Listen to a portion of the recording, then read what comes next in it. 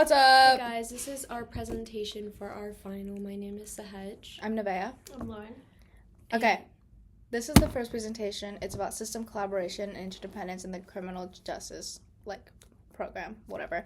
So, the criminal justice system has three main parts. Law enforcement, which is like cops, state patrol, that kind of thing.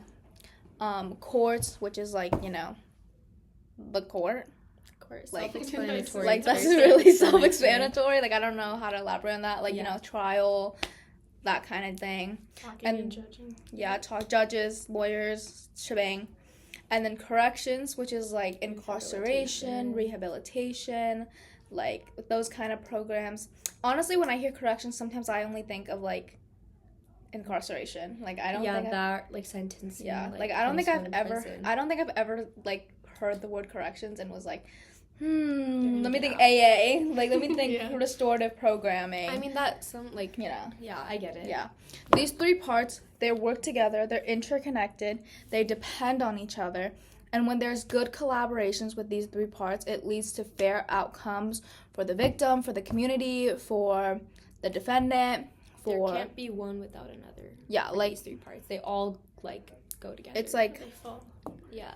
They fall under that same umbrella. If you take one out of the system, it just, collapse. It's like the Leaning Tower of Pisa. If you take out one floor, it's gonna become a falling Tower of Pisa. Exactly. Anyways, yeah. So these three parts, they're connected. They depend on each other. That's, the most important part, is that they depend on each other. You can take anything in this presentation and then forget about it, but you need to remember they're connected. They're interlinked. They're locked in like that. Anyways, when they have good collaborations, I already said that. Huh? My bad. Anyways, so fair outcomes for the victim, for the defendant, for the community, for everybody. It leads to public safety. It's really important that the public looks at all of the people in charge, the people in the court system, the people in the cops, all the people, corrections people, and it's these people are meant to keep me safe. These people are meant to keep me safe. And you're going to see later on in our case how sometimes that's not the case. Sometimes not the case. Because if I walked outside right now and I saw a cop beating the crap out of some random girl on the street, I don't think I would feel very safe about the cops in my community if that's what I personally... There's a lot of, debate on whether, cops are, good and bad, and that kind of leads into, the us versus them mentality that we learned in... I forgot what chapter was it. And also how one person screws up and it affects everyone. Exactly. It's a flow. It's a flow chart. We did in class today, we did a flow chart. If you take out one part of the flow chart, it's just what's messes happening. Up the whole thing. It's you have to they have to work together. Yeah. That's the whole thing, is that if they don't work together, nothing is happening. Mm-hmm. It's your body. You know how you have different cells? You have your brain and your heart and your lungs. If one part of your body isn't working, it's going to affect you and how your health run. It's quite literally that. It's a body system. So your nervous system, your digestive system, your whatever systems. It's that's what the criminal justice system is. It's it all depends on one another. And then you have how literally hardly anyone works together, and then you're everyone has the audacity to act surprised when things don't work. Yeah, exactly. And then when the collaboration is not there, it leads to delays, unfairness, overcrowding, lack of public trust. It leads to riots. It leads to protests. It leads to people acting out. It leads to people... When people don't have trust in the system anymore, they will start doing stupid stuff. Young people who go through the system, or young people who have family that go through the system, once they realize that the system is not there to help them, they're going to rebel against the system. Yeah. Let's give an example here. If a teenagers whose parents were wrongfully arrested or who were filing charges against another person, but then the charges didn't go through, or something that happened, or the system just failed them in general, this teenager is going to have a bad impression on the system, and he or she is going to go down this rabbit hole of oh, I don't care. I'm just gonna do whatever I want. It's once that trust is lost, it's it's gone. Yeah, they're just gonna keep doing what they're gonna do. They're not. I mean, if they know the system is gonna fail, then why would they bother putting themselves through all that anyways? Exactly. If they just know they're gonna go to jail, or if they just know that the police isn't gonna actually help them or their family. Yeah. I'm gonna just break it down more into like the 3 pillars, which is obviously law enforcement, courts, and corrections. So basically what law enforcement, obviously that's like police, security, all that stuff, they are the ones that respond to calls, they investigate crimes, they make the arrests, and they gather the evidence. And so that leads on to court, when they are the ones that review the evidence and decide whether like this person is guilty or innocent. They set the bail, sentencing, etc. And then corrections, they're the ones who enforce all like the sentencings. They provide programs and they prepare people for a re-entry. So then you have how all of them work together, which I think Nevaeh made a couple really good allegories on what happens when they don't work together. Yeah. But when they, like, how they're supposed to work together is, like, you know, the police will make the arrest. Well, first they'll stop whatever the offender is. They'll make the arrest. If they need Miranda rights read to them, then they'll have them read to them, depending on the questioning. The case will go to court after they get, I don't know if the word's incarceration. Well, after they get temporarily put away, like in like a holding cell sort of thing. Yeah. And then the court will decide what happens to them with the jury and the judge and everything. And then that's when like the corrections will start to carry out all their sentences, whether it's the programs or rehabilitation or any of that. And then like the information sharing is important. Is like it is. It's really important to all parts of the stages. Because that also ties into like you can't have like you can't do a court, like you can't make a correction if there's like nothing for the court, because they're the ones who decide like what happens, and then that's when the corrections like carry out. Yeah, it's like a game of telephone that goes right, if you really think about it. Yeah. Like the police has to tell the people in the court what happens, the people in the court has to tell the corrections what happened. It just goes in a circle, and it just keeps going in a circle. Yeah.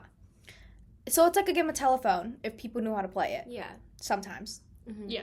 Then when people fail, it's like when people fail the game of telephone, and then at the end result, it's like, what the heck? Like that's the whole not system cannot function. If one person decides that they want to just switch up the story. Especially if the game of telephone has arguing and like fighting going on too. Exactly. That was such a good analogy. Yeah. I pulled that out of nowhere. That was amazing. Okay. We're gonna talk about the study of George Floyd. That's the case that we chose. Yes.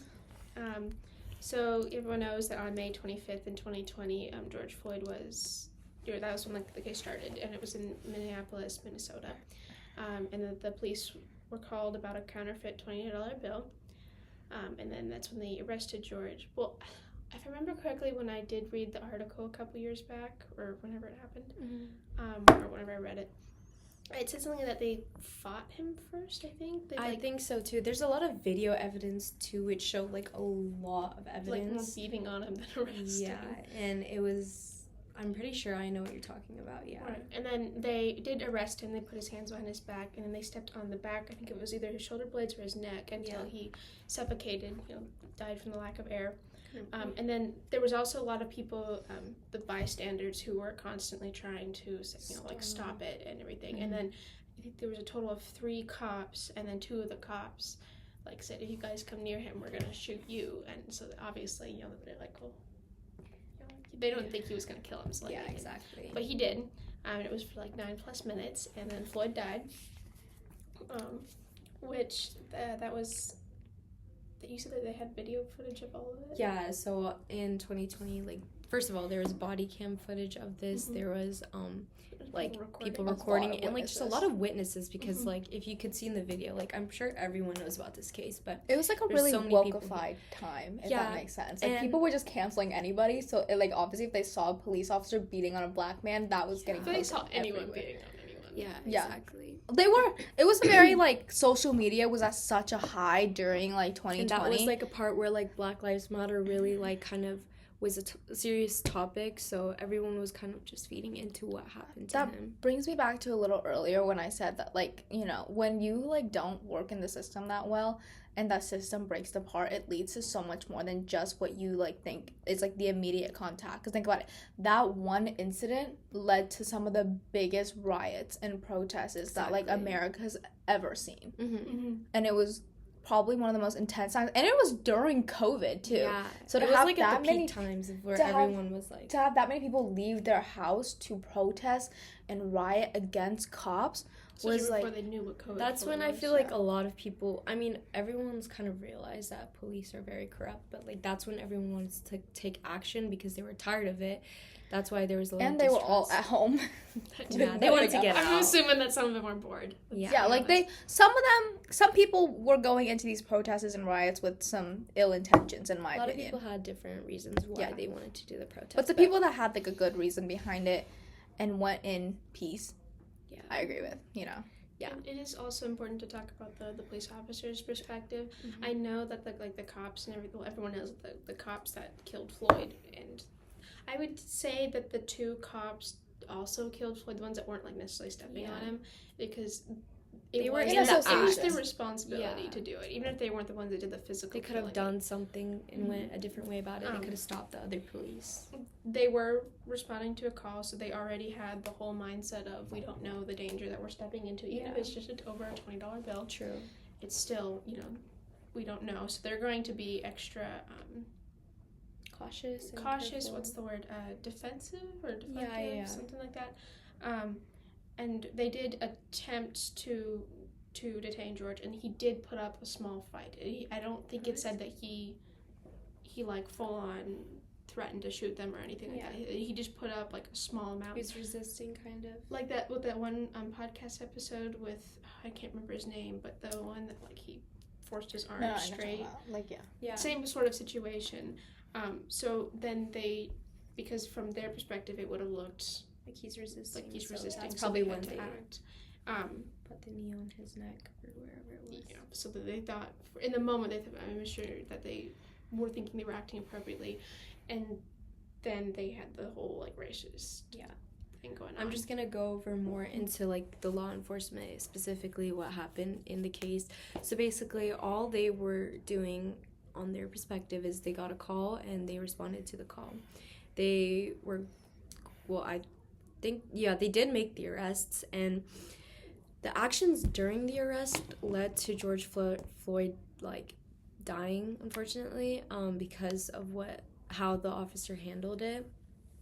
But the officers were fired after the incident, and I feel like it had a lot to do with society, because if society didn't make it as big of a deal as they did, I feel like the officers wouldn't have gotten fired, because they would have gotten like paid suspension for like a month, and then they'd be like, oh, we're back on the field, we're fine. Exactly. Which in my opinion, I feel like they probably should have gotten more than just fired. Like, I know one of the officers, which I'll talk about later, like went to jail, but one of them did, but the other one, I think he's like, there's videos circulating the internet like that, how he's like still like, he's not in jail. Like, he's do just you living know his if life. he's like back in the police force, or did he like get suspended from the I've police? seen a in video general? of him at a grocery store, and someone was coming at him and being like, oh, like, they were just coming at him because of what they did, like, I mean, he's not the one who like stepped on his neck, but I feel like he should have got a worse consequence. He can't, like, what if he just, like, I don't know what if he learned from that or what, but I just think he should have gotten held accountable as well, because he could have done something to stop the other officer, because Floyd did say so many times that he couldn't breathe, so it's like he could have done attempted something. to say. Yeah, Exactly. And so the officer that was stepping, or like whatever he did with Floyd, his name is Derek Chauvin, and he was charged with murder and manslaughter. And the evidence that was there was obviously video, witness testimony, the cop's body cam. There's a lot of evidence out there. And I think it's the jury, they found, or judge, I don't know what that said, but they found him guilty because of the evidence. And the judge sentenced him to 22.5 years in prison. And so the corrections rule for this would be that Derek was sent to federal prison. And these corrections are responsible for, like, obviously carrying out, like, the sentences and all that stuff. It just ensures safety. It follows rules and provides any programs that are required. So, the points of, like, friction and challenges is that this comes into where this is, like, public distrust in law enforcement, because, like, if you saw someone, like, if you saw a police officer doing that, like, I feel like there's already a lot of, like, corruption in, like, the law enforcement, and, like, I feel like this just kind of, like, made it worse for everyone. And the use of force by the police and like the lack of accountability. People think that the police could have been better at like getting trained for all that stuff, and I honestly agree with that. And this just kind of shows how like one decision during an arrest can like impact like the whole entire system. It was definitely a big like de-escalation thing. Yeah. Like I feel like a lot of it could have been avoided if they had Exactly. practiced more de-escalation. Like Henry said, like, Yeah. Yeah, when we talked about like how like police training and stuff like that in class, and like it's more than just shooting. And yeah, Because, like, literally everything, genuinely, I believe so many cases could be so avoided if we just had better training. de-escalation skills. Yeah, de-escalation The main skills. takeaways of this presentation is that the criminal justice system is interconnected. Everything is interlinked. They're all connected. Each part must do its job and work together like a telephone. Exactly. And that the George Floyd case shows why reform, accountability, and communication are needed for a fair and just system. Yes. That's our first presentation. Bye.